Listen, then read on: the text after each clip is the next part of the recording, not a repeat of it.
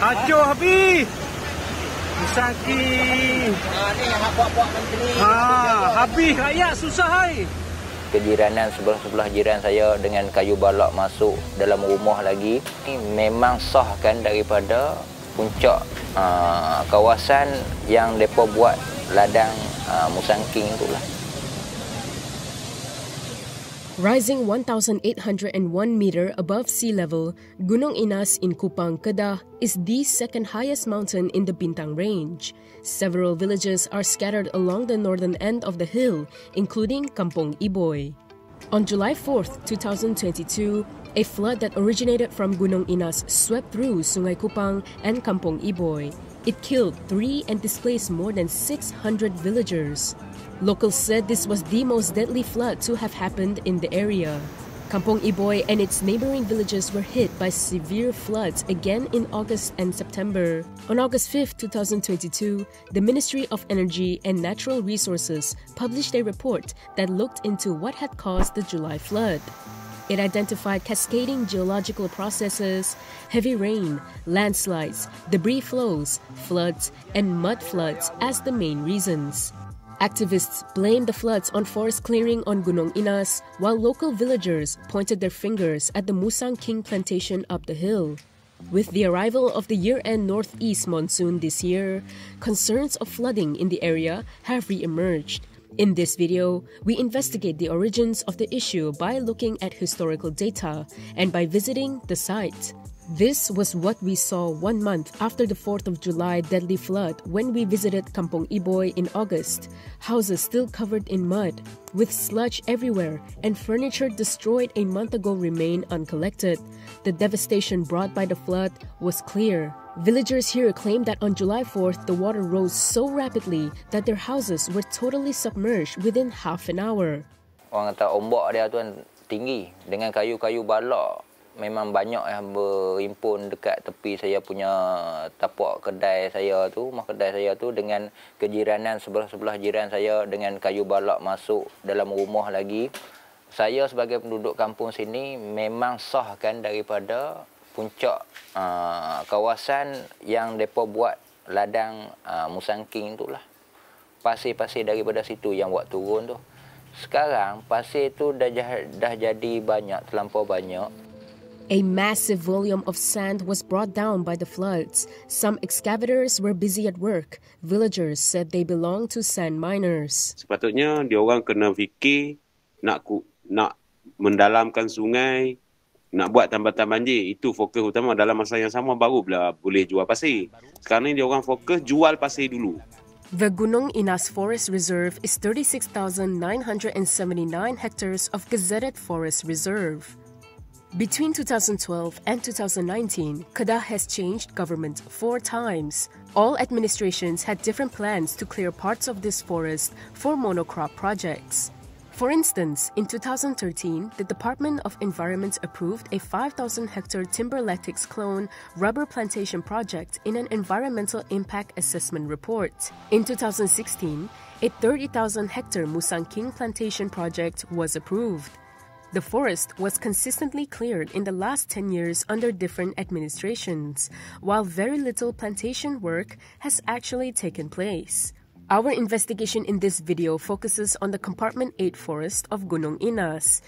It is a 3,111-hectare water catchment area that supplies water to 70 villages. Some of the area was approved for clearing for it to be turned into a TLC rubber plantation project in 2013. Located approximately 500 meters away from Kampung Iboi, the aftermath of severe debris flow and rockfall were visible when we hiked this part of the hill in August 2022, 1 month after the July 4th flood.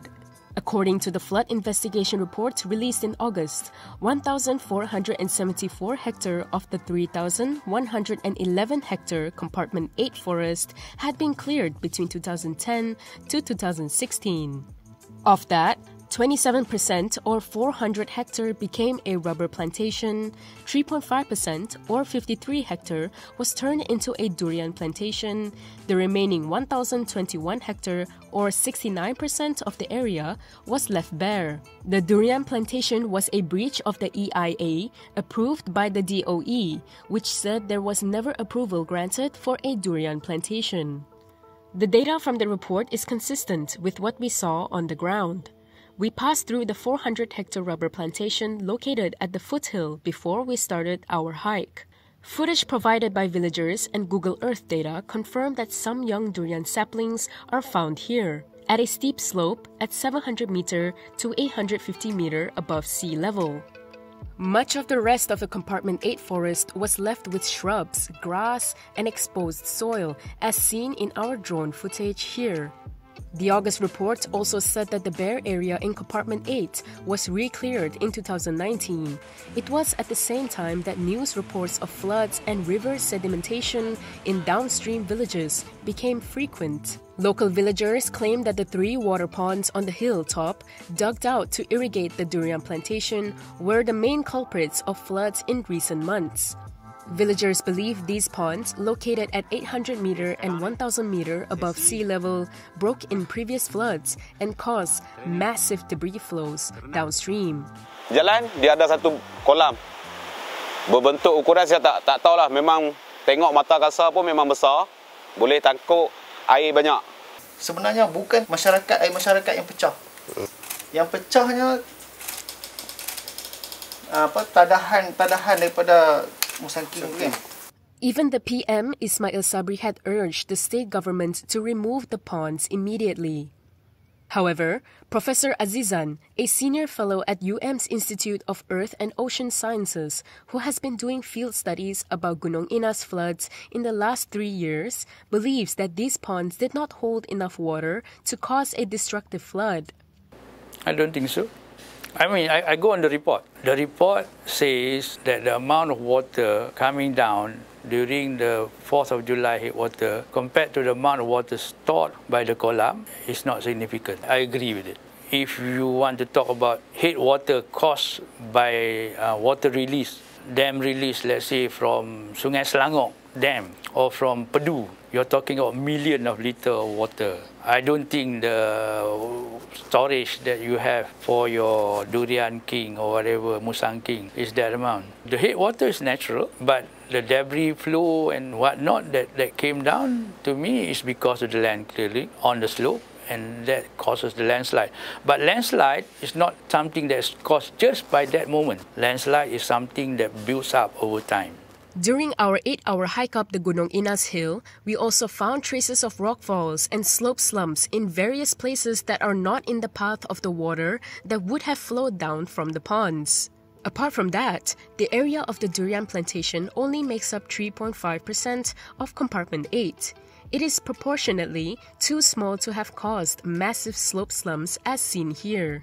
As we were investigating the suitability of these ponds, a durian plantation consultant also pointed out the problem of this location as a durian plantation. According to him, at 700 meter to 850 meter above sea level, it is too high, too steep, and too far from connecting roads.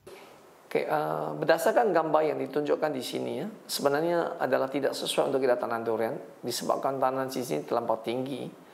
Dan kawasan yang 800 meter daripada aras laut ataupun ke atas adalah tidak sesuai untuk tanam durian kerana durian tidak dapat berbunga ataupun berbuah. Dan kalau ditanam aras daripada 600 meter dan ke atas pun, sebenarnya durian sebenarnya tidak berapa sesuai ditanam kerana kalau berbuah pun isi durian musangking terutamanya kuningnya adalah kuning pucat. Dia bukan lagi kuning pekat. Kedua ialah dari segi buah hasilnya pun tidak tinggi. Malahan penanam durian di kawasan cerun yang begitu curam sekali, kalau monyet jatuh pun mati. Jadi bagi saya penanam durian kalau boleh kita pilih kawasan yang tanah rata ataupun kawasan yang tidak terlalu cerun. The 1,300-page 2013 AIE report, which is only available in hard copy in the Putrajaya DOE library, had approved the clearing of parts of Compartment 8 for a TLC rubber plantation project. However, the document also advised against clearing several high-risk areas in the compartment. These include slopes with a gradient that is higher than 25 degrees, as indicated in red here, as well as places that are higher than 1,000 above sea level, as indicated in blue here. However, satellite images from Google Earth in 2016 to 2019 show that most of these high-risk areas had already been cleared. Yeah, I agree with them. I mean, that's why the EIA is quite specific, because the EIA is trying to control the slope, trying to make sure that the slope is stable. And that's why the best thing to keep a slope stable is forest. I think the main issue to me, when you clear up a hill slope, but you don't stabilize the hill slope, you only concentrate on the issue of erosion. You have sediment trap and that sort of thing. That is not the way to go. Cutting down erosion, you want to cut off runoff. While stabilizing slope, you want to keep the soil dry, because when the soil becomes wet, then its suction pressure goes to zero and then it starts to slide down from the bedrock. The flood investigation report published in August also attempted to attribute heavy rainfall at the mountainous region of Gunung Inas as a key cause of the disaster. The report said the rainfall intensity of Kampung Iboi on July 4th of 36 mm in 3 hours was not enough to have caused the flood. The report subsequently presumed that a more intense rainfall of 290 mm per hour for more than 4 hours had taken place at Gunung Inas. The presumption was made based on the volume of debris flow on that day. However, various rainfall simulation data that Azizan cited did not indicate Gunung Inas had an extraordinary rainfall on that day. The study itself also pointed out, and the satellite also pointed out, that the rainfall in the Gunung Inas area from satellite and also from other prediction is not really that intense. I think when you look at gridded rainfall, you're talking about 20 mm per hour or more, which is what the Met Service will say to be intense rainfall. This one is maybe about 5 mm. So it's not really an intense rainfall over the area from the satellite and also from the global precipitation network that we look at. According to Azizan, data from the global weather monitoring platform Null School also showed that the rainfall intensity of Kupang district on July 4th was 2.8 mm in 3 hours. Meanwhile, NASA's Global Precipitation Measurement Mission data estimated a rainfall of less than 2 mm per hour in the same area that day. We tried to compare the rainfall data with those from December last year during the serious floods in peninsular Malaysia. For instance, Bintang, Pahang was hit by a massive flood on December 7, 2021, where houses were submerged almost completely underwater.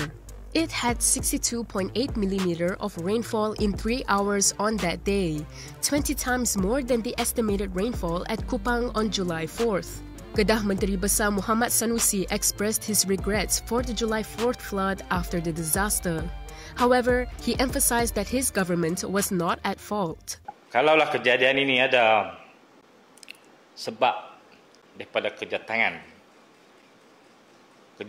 kerajaan, bukanlah saya, rakan-rakan yang telah menjadi kerajaan sebelum pada kita. Ada kesilapan-kesilapan.